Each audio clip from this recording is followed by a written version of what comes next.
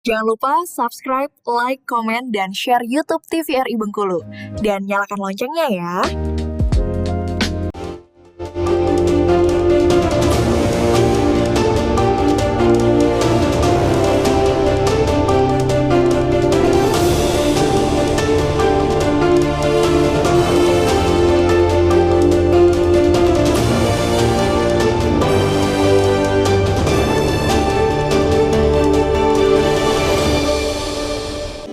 Pemirsa, apa kabar Anda? Senang sekali jumpa kembali bersama saya Khairul Fahmi. Kali ini The Berindo TVRI Bengkulu untuk edisi hari ini. Dan di kesempatan hari ini kita akan berbincang dengan dua orang narasumber kita tentunya dengan tema kita yaitu pencegahan penyalahgunaan narkotika.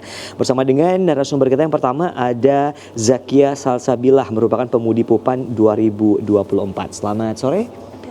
Panggilannya?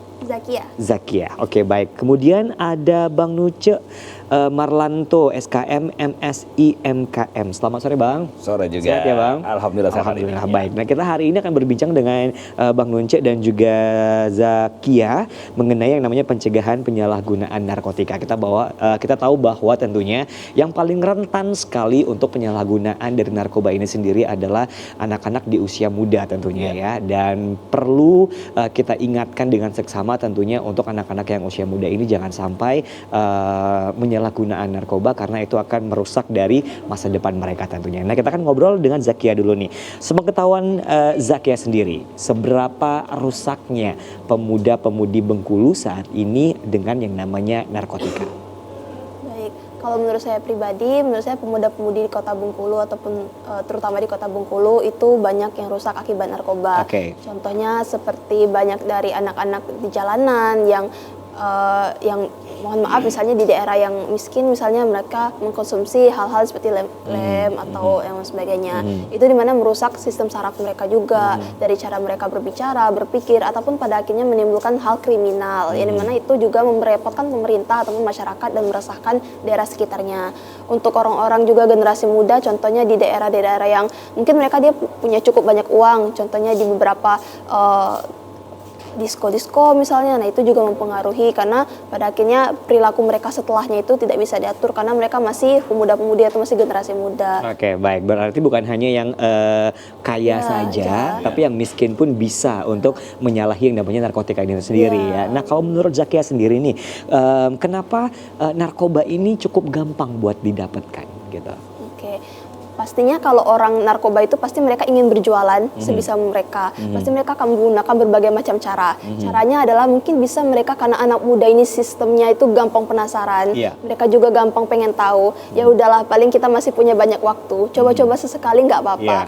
Nah, mungkin itu mindset seperti itu yang dimanfaatkan oleh para pelaku untuk ya udahlah kita kasih gratis dulu. Setelah itu, setelah mereka kecanduan, setelah mereka punya rasa penasarannya lebih tinggi akan hal itu dan mereka merasakan kenikmatannya, dipakailah hal itu untuk menggunakan ini kepada anak muda itu sendiri. Oke, baik. Nah, kita ke Bang Nunce nih. Tadi Zakia udah ngebahas tentang yang namanya coba-coba, ya kan? Kalau remaja nih kan sering banget nih dibilang coba-coba, wah nggak gentleman, nggak nyoba nih, ya kan? Terus, nggak gaul, nggak lain sebagainya. Nah, itu menurut dari Bang Nunce sendiri, ini seperti apa? Fenomena-fenomena yang terjadi di kalangan masyarakat kalau dibilang nggak gaul, nggak gunain narkotika ini seperti apa, Pak? Iya.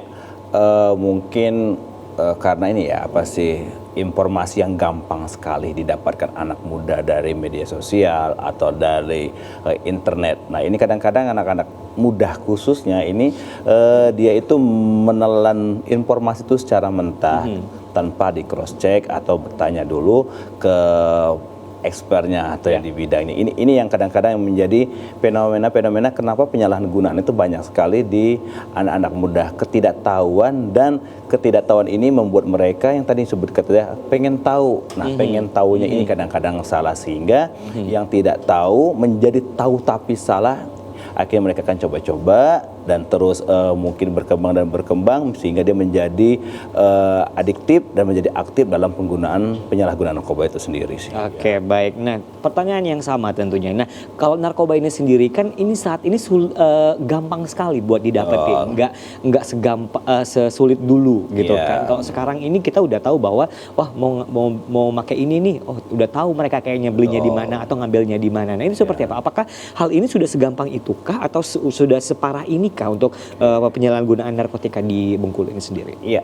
Jadi narkotika ini merupakan salah satu penyakit yang menular dalam arti dia dalam circle-nya, artinya narkoba ini akan tertular bagi orang yang benar-benar tahu circle-nya. Kalau dia nggak kenal itu nggak bakal tertular. Artinya benar-benar sudah intim sehingga mereka bisa bercerita, bisa berbagi. Nah ini yang menjadi penyebab kenapa narkoba ini gampang sekali didapatkan. Dulu kita berpikir narkoba ini jenisnya mahal sekali. Betul. Ternyata narkoba itu jenis yang murah pun ada dan kalaupun yang mahal ini kan bisa menjadi paket-paket kecil sehingga mereka bisa mendapatkan paket kecil dengan harga bisa dijangkau oleh katakan anak-anak muda. Itu sih menjadi nah, menarik nih kalau sebelum kita ke Zakia ya, menarik ini tentunya kalau tadi dibilang ada beberapa paket kecil, paket besar dan lain sebagainya. Nah, kalau paket kecil itu sendiri udah bisa buat mabuk atau gimana sih gitu?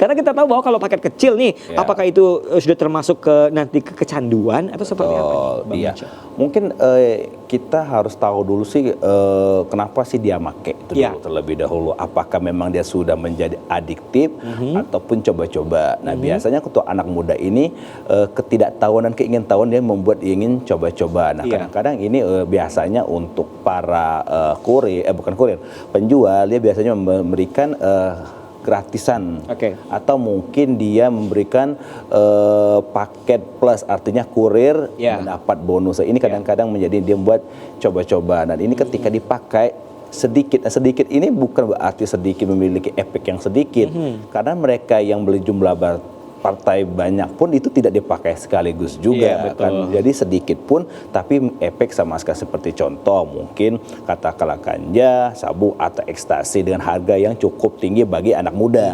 Bagaimana mereka mendapatkannya? Pastinya mereka bisa membeli paket yang kecil atau mereka bisa patungan untuk mendapatkan itu sih. Oke, baik, luar biasa. Kita akan ngobrol lagi tentunya bareng Bang Nunce sama Zakia. Kita akan jeda iklan dulu pemirsa. Tetap bersama kami di Bernadette TVRI Bengkulu.